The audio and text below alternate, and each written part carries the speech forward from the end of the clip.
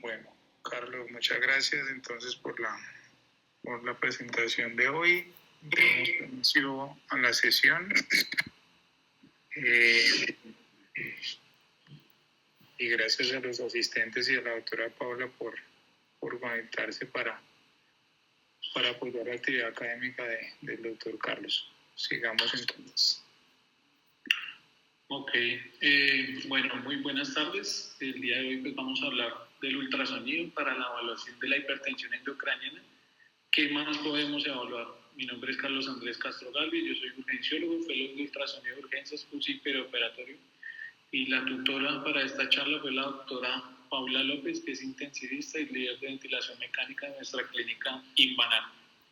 El contenido de esta charla pues, va a ser enfocado en explicar la fisiología de la hipertensión endocraniana, la utilidad del Doppler transcranial, aproximaciones que podemos hacer y las conclusiones al respecto. Y lo primero que quiero abordar es que casi durante 200 años se ha mantenido el paradigma de que el cerebro y el cráneo pues, se asimilan como una bóveda craneana que es incorruptible y que tiene una rigidez dada, y esto es totalmente falso, pues ya que hoy en día los estudios dinámicos nos han proporcionado una visión más amplia de este paradigma y espero profundizarlo un poco más a lo largo pues, del desarrollo de esta charla. Entonces, un poco de manera histórica es que desde el 6000 a.C. se han hablado ya de trepanaciones como medidas para aliviar los dolores de cabeza. Más o menos hacia 1783, Alexander Monro explica lo que es la ciencia de la presión intracraniana, que posteriormente, hacia 1824, George Kelly, a través de unas autopsias, determina que el volumen cerebral es independiente de la causa de muerte. Posteriormente, John Abercrombie describe que el cerebro no se desangra de la misma manera que otros órganos.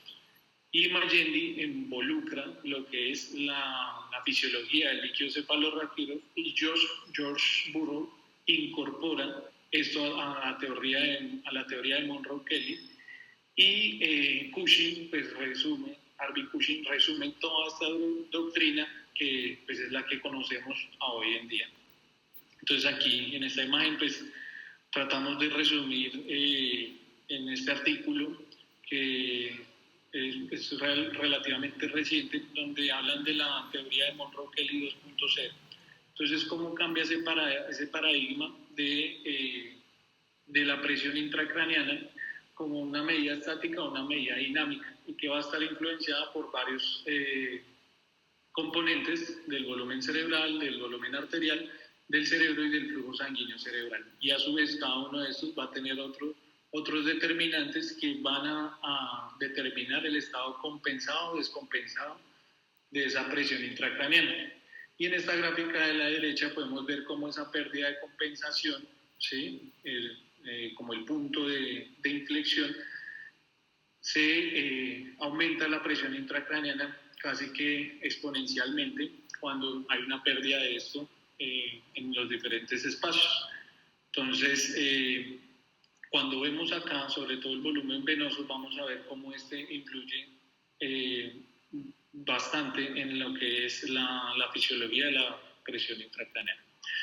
Entonces, una comprensión precisa de lo que altera la presión intracraniana es vital, como afirmó Witt.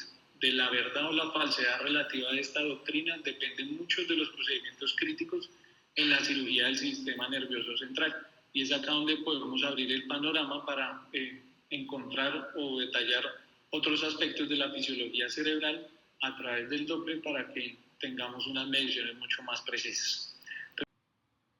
La fisiología la dividí en dinámica y estática, y principalmente la dinámica es la que toma más peso hoy en día, ya que acá podemos evaluar el metabolismo, el cerebro, el flujo sanguíneo cerebral, el sistema venoso y linfático, que toma gran relevancia en esta fisiopatología, el líquido cefalorraquídeo, y en la estática pues pierde peso porque pues nos quedamos con las variables del cerebro, el flujo sanguíneo cerebral y el líquido cefalorraquídeo.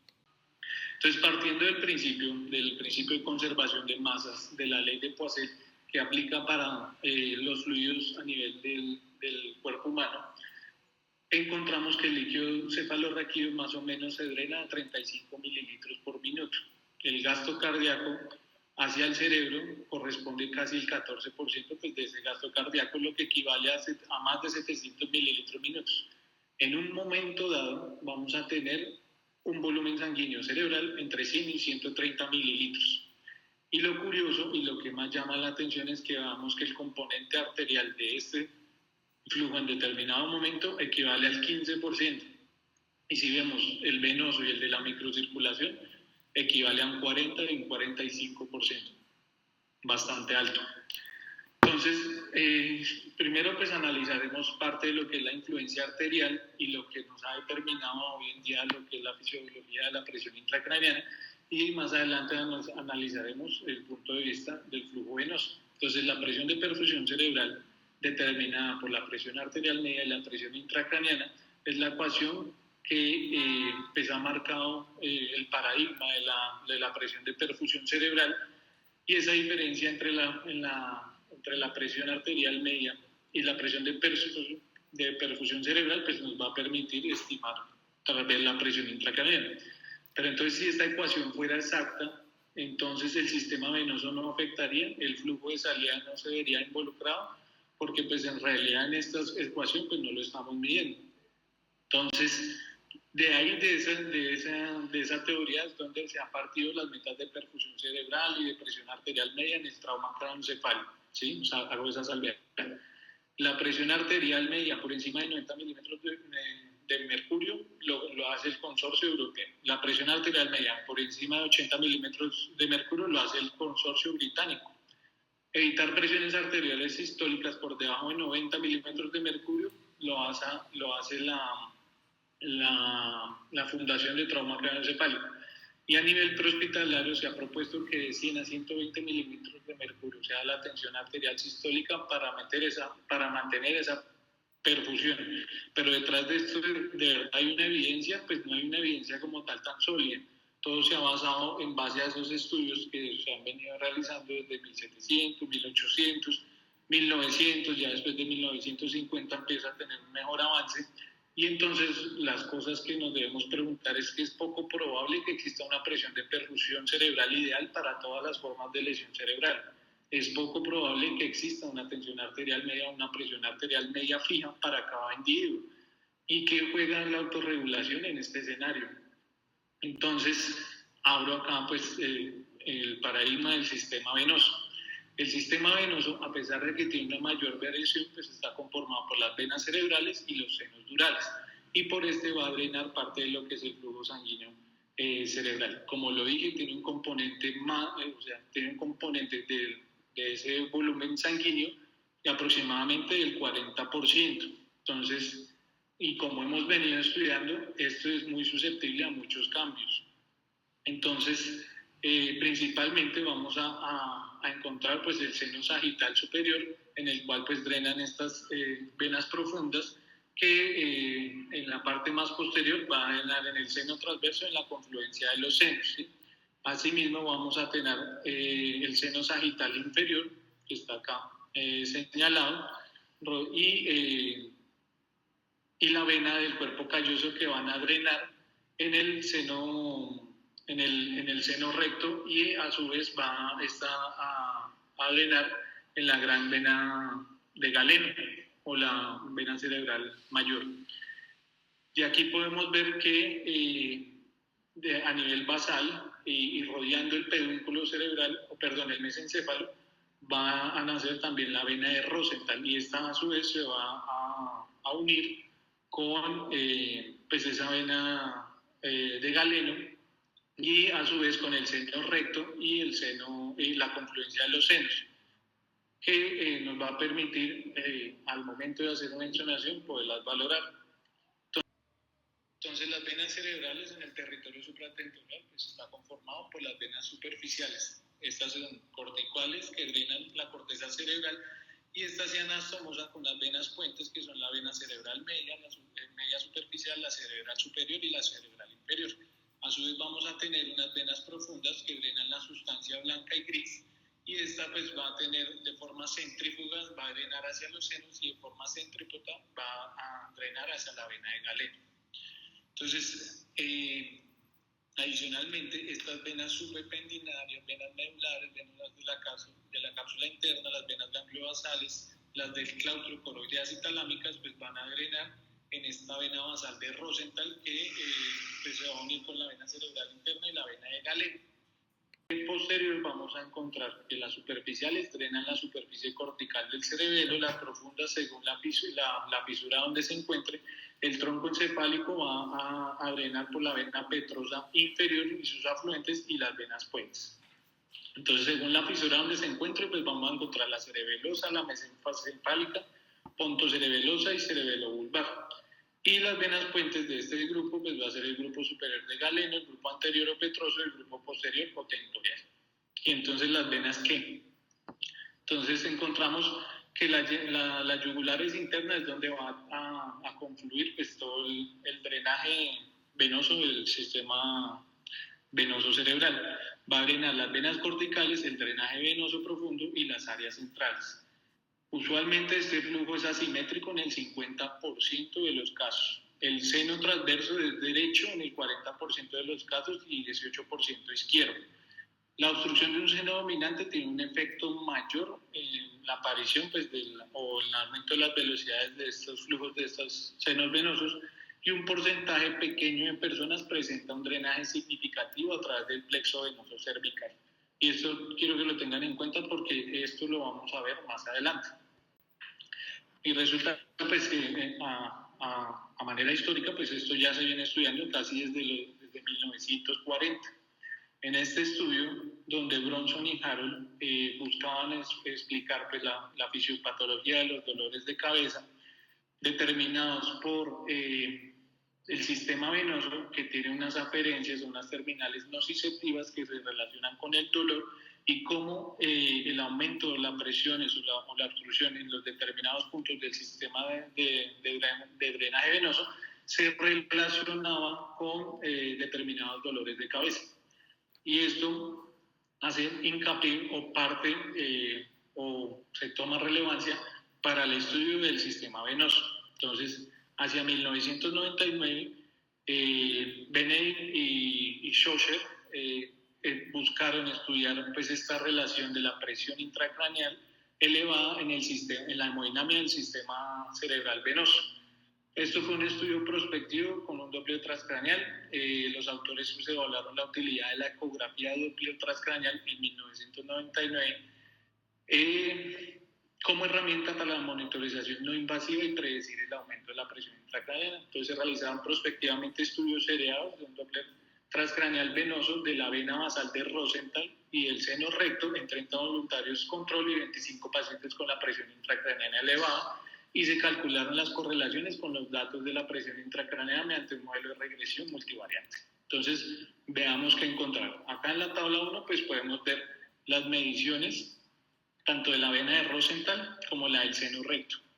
Y quiero que veamos acá en estos espectros cómo es el comportamiento de esos flujos a través del tiempo, a través de la presión intracraneal, y veamos que el gasto cardíaco llega también a influir en este escenario.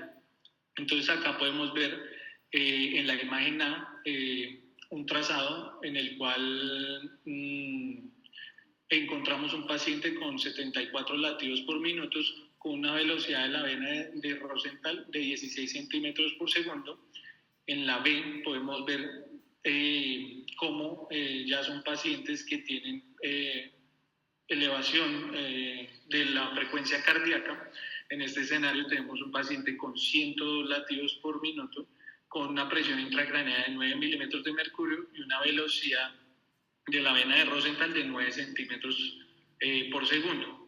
En la imagen C ya podemos ver cuando hace una maniobra de Valsalva cómo se comporta ese flujo, con una presión intracraneal de 19 milímetros de mercurio, una frecuencia cardíaca de 90 latidos por minuto y una velocidad sistólica máxima de 20 centímetros por segundo. En la imagen D podemos ver cómo la frecuencia cardíaca de 90 latidos por minuto, una presión intracraneal ya de 24 milímetros de mercurio, aumenta la velocidad vena de Rosenthal, la velocidad máxima a 22 centímetros por segundo. En la imagen E, pues podemos ver cómo la frecuencia cardíaca 98 latidos por minuto con una presión intracraneana de 36 milímetros de mercurio, como la velocidad de la sistólica de la vena de Rosenthal equivale a 34 centímetros por segundo. Y acá en la F podemos ver cómo a 82 latidos por minuto, con una presión intracraneana de 45 milímetros de mercurio, con una velocidad máxima de la vena de Rosenthal de 42 centímetros. Acá en el lado derecho, en esta figura, podemos ver pues los trazos del seno recto, que en algunos escenarios pues, puede llegar a ser un poco más difícil de medir, y es más factible de pronto la de Rosenthal, pero muestra también como las mismas diferencias. Entonces en la imagen A podemos ver como a una frecuencia de 84 latidos por minuto tenemos una presión intracraneana de 15 milímetros de mercurio con una velocidad de 24 centímetros por segundo. En la imagen B vemos como a 90 latidos por minuto con una presión intracraneana de 25 milímetros de mercurio vamos a tener una velocidad de la vena de Rosenthal a 30 centímetros por segundo. Y en la imagen C pues vamos a tener una medición de 35 milímetros de mercurio con una velocidad de 48 centímetros por segundo, y en esto pues es una maniobra de Valsalva. Acá podemos ver cómo cambia la morfología de la onda apenas se hace la maniobra de Valsalva. Y este estudio es bastante interesante porque nos trae a colación unas correlaciones entre la presión intracraneana y la medición de la velocidad mínima y de la velocidad máxima de la vena de Rosenthal y cómo ésta se correlaciona con la presión intracraneana. Entonces, podemos, y sobre todo pues de la vena de Rosenthal, podemos llegar a inferir o tal vez a tener algo de utilidad en cuando tenemos unas velocidades aumentadas, cómo estas se relacionan directamente proporcionales o exponencialmente con la medición de la presión intracraneana. Entonces esto nos abre un paradigma e incluso pues, nos abre pues, el panorama de hacer como una medición más exacta de esa presión intracraneana. Y asimismo pues hacen la comparación con el seno recto y este pues no se correlaciona de igual forma tanto en la máxima como en la mínima de la presión intracraneana. Entonces, esto nos hace concluir que durante un aumento de la presión intracraneana, la sangre venosa es probablemente el primer volumen en ser desplazado, debido a que el líquido cefalorraquídeo, como se desplaza más lentamente, acuérdense que tiene un drenaje de 35 milímetros por minuto, y por lo tanto, pues el Doppler transcraneal venoso es potencialmente útil como una herramienta de monitorización experimental no invasiva de la desregulación temprana de la presión intracraneana. Actualmente, y en ese entonces, debido a la experiencia limitada en la medición o al análisis de estos flujos venosos en las diferentes patologías cerebrales, faltaría determinar su verdadera validez y su potencial en pacientes con presión intracraneana elevada. Se necesitan estudios adicionales para la correlación. Y la velocidad del flujo venoso cerebral podría ser una herramienta no invasiva prometedora para monitorizar la hipertensión endocraneal, pero se requieren más estudios para validar su técnica. Y entonces vuelvo y traigo a colación, pues ya esto ya es un poco más actualizado, donde la fisiología del flujo venoso y del volumen venoso va a ser el primero que se altere, y como marcador temprano podría ser indicativo del aumento de la presión intracraneana, si lo interpretamos de la forma correcta. Entonces, veamos que el flujo venoso es el primero que puede verse desplazado según los estudios que vimos previamente, y cómo el edema cerebral y la compresión y la susceptibilidad de esos flujos venosos pueden verse alterados en diferentes patologías, lo que nos aumentaría incluso las presiones a nivel incluso cervical. Estas pueden ser incluso influenciadas por la presión torácica y la presión abdominal.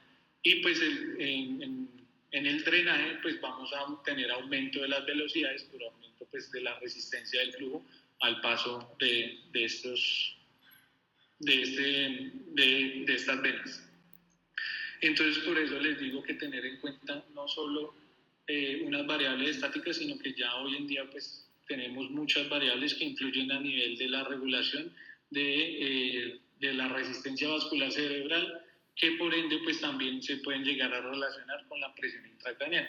Entonces tenemos el gasto cardíaco, la presión arterial media, la actividad metabólica, el CO2, el O2, y todos ellos pues van a influir directa o indirectamente en la resistencia vascular cerebral, e incluso pues el gasto cardíaco pues también va a ver cómo ese flujo sanguíneo cerebral, que si lo hablamos en la presión de perfusión cerebral, que es la ecuación que hemos venido manejando, pues habría algo de correlación en este escenario. La autorregulación cerebral pues también se ha determinado por unos cambios miogénicos de la vasoreactividad, neurogénicos por los adrenoreceptores, metabólicos por los hidrogeniones, la presión de CO2, la presión arterial y la presión arterial de oxígeno, y a nivel endotelial, y vemos cómo esa presión de... Asimismo, pues esa meseta que pueden alcanzar esa autorregulación de la presión de perfusión cerebral, pues se va a ver también influenciado, como lo dije previamente, por el CO2, la hipercapnia, la normocapnia, y en este pues también pues el consumo de oxígeno que va a tener relacionado. Entonces este flujo sanguíneo cerebral dentro de la curva de autorregulación se puede ver afectado por muchas variables. Entonces el Doppler transvenoso, ¿qué papel juega en este escenario? Al poder medir, y el punto clave de esto es que el sistema venoso profundo en teoría es más superficial y se puede medir de una forma más fácil, con una buena fiabilidad, es potencialmente más rápida y precisa y complementaria. Tiene una utilidad clínica en las malformaciones arteriovenosas, pero también puede ser útil en el ictus isquémico, en la hemorragia subaracnoidea y la hipertensión intracraneal. Entonces la idea es enfocarnos en este escenario. Consideraciones anatómicas. Como lo dije previamente, tenemos el seno sagital superior, vamos a tener el seno sagital inferior. Esta es una vista postero-anterior, donde podemos ver las venas cerebrales internas, la vena cerebral basal o de Rosenthal, la vena de Galeno, el seno recto, que va a llegar pues a la confluencia de los senos, el seno transverso, el seno sigmoideo, que desemboca pues en la yugular interna. Y acá en estos recuadros, estas son las venas que podemos llegar a medir a nivel del Doppler transcraneal. En este esquema del mesencéfalo en un corte axial, podemos ver cómo nacen esas arterias cerebrales posteriores, y teniendo como punto de partida ese referente anatómico del mesencéfalo, vamos a ver cómo discurre también pues a su lado, a su lado discurre esa vena de Rosenthal o vena basal, y vemos también cómo la vena de Galeno pues sale a nivel posterior pues de ese mesencéfalo.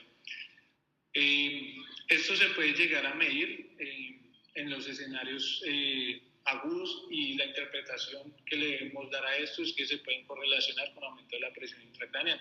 Ahora, si lo relacionamos con diferentes patologías, pues también se ha encontrado que tiene una buena relación en la trombosis de los senos cavernosos, en la hemorragia subaracnoidea, y llegan a poder predecir con un poco más de exactitud y fiabilidad lo que es la presión intracraneal. Entonces, este referente anatómico es muy importante porque vamos a ver que en la mayoría de casos la vena que más podemos insonar es la de Rosenthal. Y dentro de los reparos anatómicos a nivel ecográfico, a nivel de la ventana transtemporal, pues es como si estuviéramos insonando en un corte axial, pues esa bóveda craneana, y vamos a buscar pues los diferentes senos venosos, ¿sí? Más adelante pues les explicaré parte de lo que es la ventana transmastoidea, porque en la ventana transmastoidea podemos evidenciar también diferentes estructuras anatómicas, y es una ventana que no sale muy descrita en la literatura. Entonces, teniendo en cuenta esta ubicación anatómica, podemos encontrar cómo el seno recto discurre posteriormente a ese mesencéfalo, y se va más hacia la región occipital, que a su vez pues acá se va a unir con el seno transverso, ¿sí? Y recordemos la dominancia del seno transverso, que suele ser más grande el derecho aproximadamente en el 50% de los casos, y también podemos ver angular nuestro transductor hacia cefálico y hacia caudal. Y hacia caudal pues podemos encontrar lo que es el seno petroso superior y vamos a encontrar el seno petroso inferior pues delimitado acá con el número 6. Entonces son otros de las valoraciones venosas que podemos hacer. Aparte pues que podría llegarse a ver parte del seno cavernoso en otro tipo de ventanas que nos pudieran sugerir pues aumento de la presión intracraneana. Ahora esto sumado con la vaina del nervio óptico pues creo que nos va a ofrecer una buena correlación, como vamos a ver más adelante.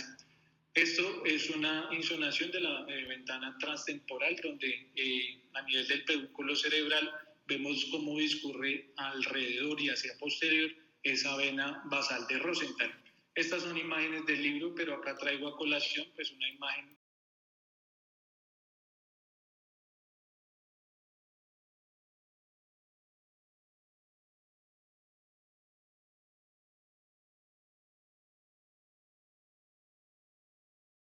que concuerdan pues con los flujos venosos.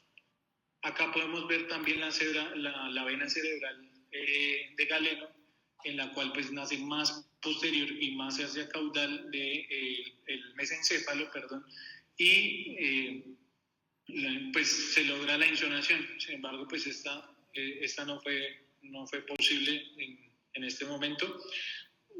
Pues seguramente más adelante las iré adquiriendo para mostrárselas en futuras charlas. También podemos encontrar el seno recto,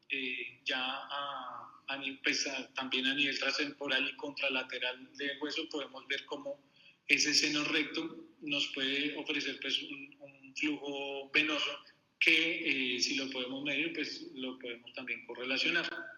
También podemos ver el seno transverso a nivel más occipital y posterior. Y como vamos a ver acá en esta imagen transmastoidea, también podemos ver el seno transverso. Esa imagen transmastoidea la podemos hacer en un corte axial o en un corte sagital para determinar pues cómo es el comportamiento de esos flujos. E incluso pues acá podemos ver cómo ese flujo es bifásico, porque es cercano casi a la confluencia, pues a la confluencia, y va a tener pues un flujo que es tanto positivo como negativo. Esta también es una ventana en la cual podemos ver a nivel occipital pues la fosa posterior, y vemos acá como el seno sigmoideo más hacia inferior, o sea hacia caudal, como lo mencionaba previamente en la anatomía, desemboca hacia la yugular, más hacia abajo, y también es una medición que podemos llegar a realizar. Y veamos que esas velocidades pues ya se han ido como estudiando.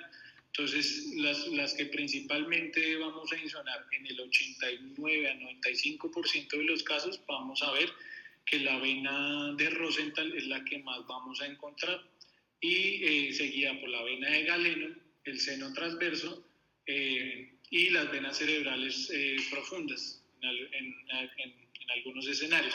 Sin embargo, en los estudios, las que se han visto con mejor correlación o las que más se han estudiado, es la vena de Rosenthal, la del seno recto y el seno transverso. La vena de Galeno también en algunos escenarios. Entonces, en los estudios pilotos que se examinó la presión intracraneana y la hemodinámica cerebral venosa, mediante ecografía examinó la vena de Rosenthal y el seno recto de pacientes en la unidad de cuidados intensivos, en su mayoría sin lesiones focales, que ocuparan espacio dentro de un rango entre 15 y 40 milímetros de mercurio. La PIC se correlacionó linealmente con las velocidades máximas del flujo sanguíneo venoso. Se observó un aumento de la vena de Rosenthal por encima de los valores basales hasta de 5 centímetros por segundo en presión intracraneana entre 16 y 25 milímetros de mercurio y hasta 14 centímetros por segundo en una de 25 a 40 milímetros de mercurio. Sin embargo, la éstasis en venas más pequeñas puede ser un mecanismo compensatorio temprano del aumento de la presión intracraneana que posteriormente conduce a una redistribución venosa a vasos más grandes y a cambios hemodinámicos detectables. Por lo tanto, el Doppler transcraneal venoso puede representar una evaluación clínica temprana y no invasiva de la disregulación temprana de la presión intracraneana. Y este estudio que salió en el 2017, en el cual buscaba medir la presión intracraneana con metodología no invasiva en las unidades de cuidado intensivo, es un estudio observacional prospectivo. Se consideró la inclusión de pacientes con lesión cerebral que requerían monitorización invasiva de la presión intracraneana. Y en este escenario, pues midieron la vaina del nervio óptico, el Doppler transcraneal arterial con unas medidas en la arteria cerebral media, teniendo en cuenta el índice de pulsatividad y un estimador basado en la velocidad del flujo diastólico, y el Doppler transcraneal venoso de la velocidad del flujo sistólico del seno recto. Entonces, las características de la población, y acá la traigo a colación, pues es un estudio con 64 pacientes, donde el 45% donde el 70% fueron trauma craneoencefálico, seguidos pues por la hemorragia subaracnoidea y la hemorragia intracraneal. ¿Qué fue lo que ya me llamó acá pues más la atención? Fuera de que ellos pues estaban midiendo la vaina del nervio óptico, y para ese entonces dentro de los puntos de cortes pues que eran pues un poco más variables a los que discutimos en la clase pasada, las velocidades del flujo sistólico del seno recto pues se veían también o cambiaban en estos diferentes escenarios. Entonces, ¿qué hicieron ellos? Ellos lo que hicieron fue buscar la correlación de la medición de la vaina del nervio óptico, pues que ya dijimos que tenía una correlación en la charla previa de que si tenía presión o no elevada intracraneana. ¿Y qué hicieron ellos? Pues tratar de combinar las dos mediciones para tener un mejor índice de correlación. Entonces veamos que en estas correlaciones, si bien en las otras mediciones pues no eran nada despreciables, vean que la suma de estas correlaciones en estos escenarios pues tiene un mejor rendimiento diagnóstico. Por ende, la suma de la velocidad sistólica del seno recto más la medición de la vaina del nervio óptico pues nos da un área sobre la curva de 0,93 para el diagnóstico de una presión intracraneana por encima de 20 milímetros de mercurio. Entonces, en resumen, encontramos que tanto la ecografía del diámetro de la vaina del nervio óptico como la velocidad del flujo sistólico del seno recto están fuertemente correlacionadas con la presión intracraneana invasiva. Ellos lo compararon, me faltó decirles en ese estudio, ellos lo compararon con la monitoría invasiva. Además, la combinación de estos dos parámetros resultó en una correlación más fuerte de la presión intracraneana. Entonces, ¿qué podemos decir de esto? Pues que es costo efectivo, reproducible, la combinación aumenta su correlación y sin embargo pues se requería más estudios porque pues es con 64 pacientes. Quiero traer a colación este estudio. Esta es una revisión de la fisiopatología de la presión, de la hipertensión endocraniana y la monitoría no invasiva. Este es un artículo de revisión en donde buscaron medir estimar cuál medición de las no invasivas tenía una fuerte correlación, ¿sí? Entonces ellos catalogaron de 1 a 3 como los que tenían mayor correlación. Entonces encontramos que los Doppler transcraneales tienen una buena correlación, tienen una población que es variada. La medición dinámica por resonancia magnética tiene una correlación que era moderada, y vemos otras correlaciones más débiles como el NIRS. Veamos que la vaina del nervio óptico pues tenía una correlación de 3 para ese consenso de expertos que hicieron pues esta revisión, encontrando que son como los parámetros más utilizados dentro de la medición no invasiva de la presión intracraneana. Y acá traigo a colación pues que en los diferentes estudios que exploraron la presión de perfusión cerebral como determinantes para la medición de la presión intracraneana, que en este pues ya me estoy metiendo en un campo que es ya más arterial, encontrando pues varias correlaciones. ellos en la mayoría de estudios que revisaron acá encontraron pues que la fórmula de Chosnica es la que más usaron en la mayoría de estudios. Está la fórmula de SLA, la de Edward y la de Barsos, que también pues se utilizan para la medición de la presión intracraneana a través de la presión de perfusión cerebral, que vamos a detallar un poquito más. Entonces, teniendo en cuenta que la presión intracraneana es la presión arterial media menos la presión de perfusión cerebral, a través de la fórmula de Chosnica podemos determinar que la presión arterial media, la velocidad sistólica, la velocidad del flujo sistólico sobre la velocidad media más 14, que es un factor de corrección, se podía estimar la presión de perfusión cerebral. Es decir, que si nosotros tenemos ya la presión de perfusión cerebral menos pues, la tensión arterial media, que no la podemos tener con una medición macrohemodinámica, pues también podemos determinar parte de lo que es la presión arterial, la presión intracraneana.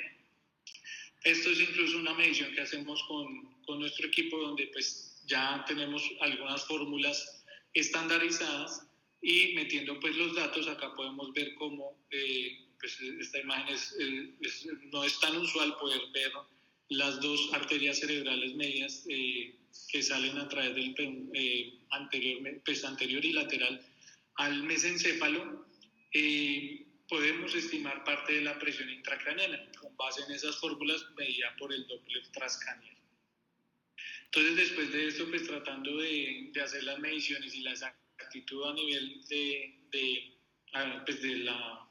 la estimación de la presión de perfusión cerebral a través del Doppler transcranial, pues se buscó en este estudio multicéntrico prospectivo mirar o hacer seguimiento de los pacientes con trauma craneoencefálico que requirieron monitorización invasiva. Entonces se estimó la presión intracraneal a través del Doppler transcranial y se comparó con la medición invasiva en 3 periodos inmediatamente antes de la colocación, inmediatamente después de la colocación y a las 3 horas de la colocación de la monitoría invasiva, y se calcularon la sensibilidad, la especificidad y el coeficiente de correlación y de concordancia entre la monitoría invasiva y la no invasiva medida por Doppler transcranial. Acá vemos pues las ecuaciones que tuvieron en cuenta para la realización de este estudio. Acá podemos ver que la mayoría de pacientes tenían pues trauma craneoencefálico seguido con los de hemorragia subaracnoidea, pues que se correlacionan con los estudios que hemos visto previamente, o bueno, pues con tipos de poblaciones que hemos visto en estudios previos. Y vemos los valores de presión intracraneana medidos tanto por Doppler transcranial como invasivamente en el tiempo antes, en el tiempo 1, 2 y 3, que es antes, inmediatamente cuando se coloca, y 3 horas después. Este es un estudio que también fue relativamente pequeño, fue una corte de 38 pacientes, y entonces ellos midieron pues esa correlación de la presión intracraneal elevada, tanto invasiva como no invasiva, y determinaron pues que en este escenario pues tuvieron pocos pacientes que tuvieron elevaciones como abruptas o severas de esa presión intracraneal, como lo podemos ver acá en estos puntos. Ellos hicieron unas variables dicotomizadas de menores a 20, mayores a 20 milímetros de mercurio, menores de 24.8 milímetros de mercurio y mayores de 24.8 milímetros de mercurio, y eso lo correlacionaron tanto con las medidas invasivas como no invasivas para la determinación de la presión intracraneana. Entonces, ¿qué encontraron ellos? Que en el análisis del área bajo la curva, encontraron que en el tiempo 1, 2 y 3 mostraban un área bajo la curva del 96% de correlación. Esto puede estimar, pues podría estimar la monitoría invasiva con la no invasiva, pues comparativamente. Entonces, en este estudio piloto multicéntrico prospectivo nos proporciona una evidencia preliminar de que la presión intracraneana estimada por Doppler transcranial coincidió con la presión intracraneana real al excluir pues, la hipertensión intracraneal, dado que los pacientes con lesión cerebral de nuestro estudio estuvieron expuestos a pocos episodios de PIC alta. se justifica un estudio que incluya un mayor número de pacientes con lesión cerebral y pic alto. Entonces viene este estudio, que es el IMPRESID 2, el anterior es el IMPRESID 1, y lo que hicieron pues es meter más pacientes y hacer el mismo escenario.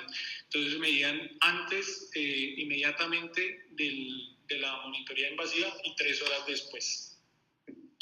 Y ellos lo mismo hicieron, esta vez fue una corte muchísimo más grande de pacientes, en la cual pues analizaron los índices de correlación entre la monitoría invasiva y la medida entre el Doppler transcraneal, y los puntos negros representan pues la concordancia de estas mediciones en cada uno. Entonces ellos en esta gráfica de Blan-Alman pues correlacionan esto como pues significativo, la medición tanto invasiva como no invasiva de la presión intracraneana a través de este método con esas ecuaciones.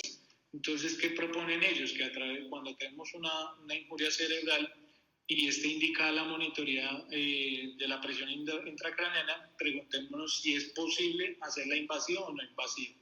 Si no es posible hacerla invasiva, pues que acá pone pues uno de los determinantes: el paciente despierto, coagulopatía, no disponibilidad de neurocirugía, masa que no es operable, muy pequeña, muy profunda o por edad, pues haga la estimación por Doppler transcraneal. Pero si usted tiene la monitoría invasiva, pues haga pues la medición hemodinámica pertinente. Entonces este estudio demuestra que el Doppler transcraneal, la medición de la presión intracraneal por el Doppler transcraneal, toma un valor predictivo negativo elevado en comparación con las invasivas en diversas afecciones neurológicas agudas. Por lo tanto, este Doppler transcraneal puede resultar útil para descartar hipertensión intracraneal en situaciones donde no se pueda utilizar métodos invasivos o no están disponibles para evaluar pacientes en riesgo para una posible monitorización intracraneana. Entonces eso hace parte como adicional de esa presión intracraneana. Entonces ya discutimos la parte venosa, la parte arterial, ahora hablemos algo de la línea media. Entonces la línea media, que es la visualización básica, pues básicamente del tercer ventrículo a nivel diencefálico en una ventana transtemporal, es visualizada como 2 líneas hiperecogénicas pues, que rodean los tálamos, ¿sí? La medición de esta línea media en la literatura pues encontré varias formas de medirla. No encontré algo que comparara las diferentes formas de medición,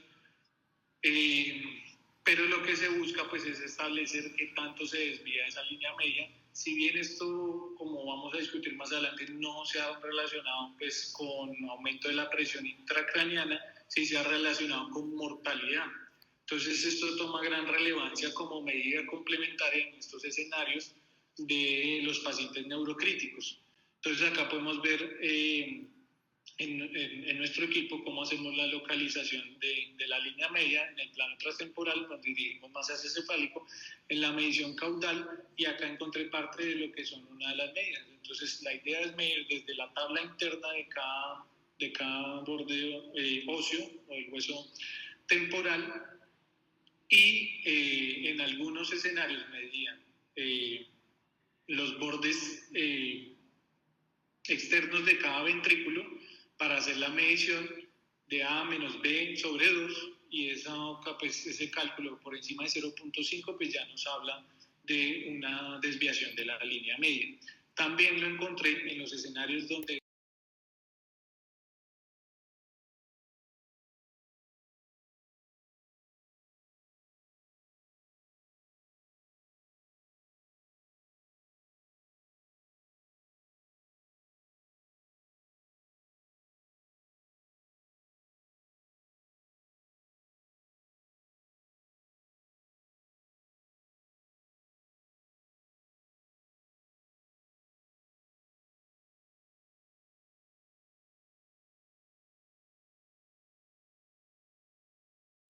Entonces, esta línea media se ha tratado de monitorizar como predictores de resultados o outcomes primarios de mortalidad y de discapacidad en los pacientes que han tenido hemorragia intracerebral.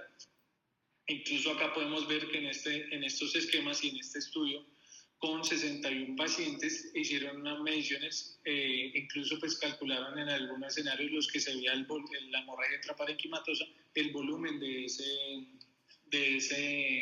ese sangrado, que también se llega a correlacionar con mortalidad y pronóstico de discapacidad. Entonces, ellos en este estudio lo que buscaron fue correlacionar la mortalidad, pues la sobrevida versus la mortalidad, según pues, las desviaciones de la línea media. Entonces podemos ver que los puntos negros que se ven pues, con desviaciones por encima incluso de 5 milímetros, pues se correlacionaron con mayor mortalidad. Esto lo hicieron a 6 meses. Y durante los primeros 14 días. Ya ellos hicieron inicialmente a los 14 días la medición de la mortalidad y a los 6 meses el resultado de discapacidad.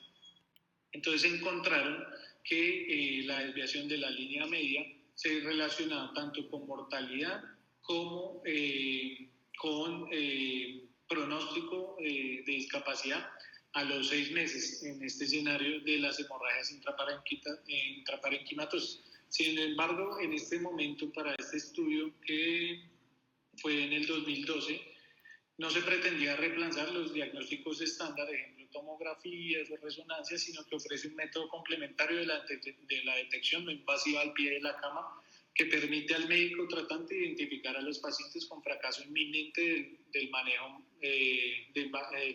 máximo en las unidades de neurocríticos. Después se trató de comparar los diferentes mediciones de desviación de la línea media por tomografía. Aquí encontramos dos métodos donde pues, este es el método 1 similar pues, a la medición que hacemos, pero esto es tomográficamente y vean que pues, acá cogen la porción externa del hueso parietal y también el trazo de la línea media pues, por lados del cerebro y cuánto se desvía de esa mitad. Entonces, ellos lo que hicieron fue correlacionar esta medición tomográfica con las mediciones ecográficas. Entonces, entre el método 1 y el método 2, pues ellos hicieron los análisis de correlación respectivamente. Recordemos el método 1 y el método 2. Entonces, para determinar la desviación de la línea media, veamos que este es el método 1, donde pues tenemos una correlación que pues es regular, casi que mala. Y el método 2, pues por ende también tiene una correlación que es bastante regular, pero pues un poquito mejor que el anterior. Entonces, el método 2 comparado tomográficamente con el método ultrasonográfico, pues se relacionaba mejor o se relacionaba con esta imaginológicamente, tomográfica y ultrasonográficamente, con desviación de la línea media, reportando pues una sensibilidad de 84.2 con una especificidad de 84.8 para el punto de corte de 0.3, y con este estudio pues nacen estos puntos de corte de desviación de la línea media de 0.35 a 0.5 centímetros, que cuando nosotros hacemos la medición ecográfica por encima de 0.5, pues nosotros ya determinamos que hay un desplazamiento de la línea media que es importante. Y si lo vemos a largo plazo, pues esto es un pronóstico neurológico desfavorable y también puede ser un pronóstico de mortalidad. Entonces, esto toma relevancia porque al momento de hacer las mediciones, podemos prevenir esas lesiones neurológicas secundarias mediante una intervención neuroquirúrgica temprana. Cualquier grado de desplazamiento de la línea media se considera normal y un desvío clínicamente significativo de la línea media mayor a 0.5 se puede correlacionar con un pronóstico neurológico desfavorable, como lo interpretamos en los estudios previos. Las mediciones seriadas de la desviación de la línea media en la ecografía se han relacionado bien con los hallazgos tomográficos y han sido predictivas en un pronóstico desfavorable durante la evolución clínica de la lesión neurológica aguda. Ahora bien, traigo algoritmos que pues son establecidos en los cuales encontramos tanto las mediciones arteriales, venosas y desviación de la línea media, como podemos ver acá, en el escenario de la hemorragia intracerebral, ¿sí? Adicionalmente, pues vamos a ver que en las unidades de cuidado intensivo, cuando tenemos incluso trombosis de los senos venosos, y vamos a ver más adelante que en diferentes patologías, cómo la medición de estos flujos venosos se correlacionan con diferentes patologías como el infarto isquémico, la hemorragia subaracnoidea, que pues ya tienen unos protocolos que pueden estar establecidos a través de la medición de la vena de Rosenthal o la vena cerebral media profunda. Y esto pues nos puede hablar tanto de presión intracraneana como de pronóstico, incluso algunos de vasoespasmo cuando llegamos a combinar las mediciones arteriales. Tanto de presión intracraneana como de pronóstico, incluso algunos de vasoespasmo cuando llegamos a combinar las mediciones arteriales. Entonces, unos mensajes para llevar a la práctica.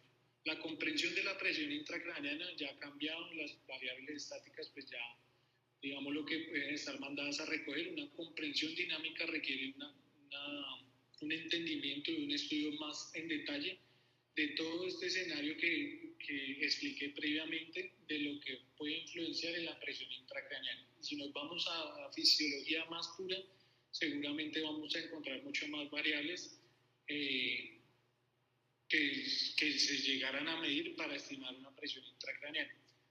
Las variables medibles por ecografía son factibles para la estimación de la presión intracraneana. Los flujos venosos parecen tener una mejor correlación con un valor puntual de PIC y se requieren más estudios para esto. Recordemos en ese estudio de 1999 que los valores de la velocidad sistólica venosa, por ejemplo de 30, 40, se correlacionaban con la monitoría invasiva, también con 30, 40 o muy cercanas a ese número. Se requieren más estudios para poder establecer esto.